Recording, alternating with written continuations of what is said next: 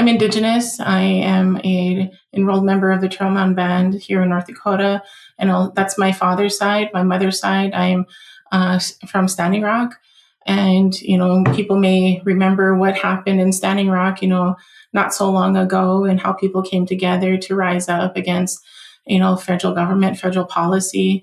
And at that time, it was a Democrat going into a Republican administration. And so as Indigenous people, the running joke around here is like, if you want to know about the government, ask an Indigenous person, because it's we don't have that luxury of picking sides. In all honesty, we have to work with everybody to make sure that our people are taken care of and cared for, because goes back a long ways to the beginning of the United States and to the treaties that created what we call the United States today. So what's going on in Minnesota right now, I used to live there, not too far from where these awful things are happening, lives are being taken, and it makes me sick. But at the same time, it also brings up a lot of what we call blood memory, because,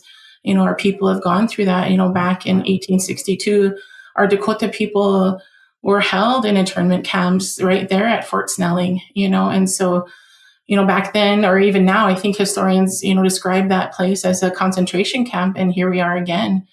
And, many of our people died from illness and violence then, and again, here we are again. And so, when people say history is repeating itself at Fort Snelling, they're naming that trauma, seeing detention and processing again tied to the same grounds with families and children at the center of it.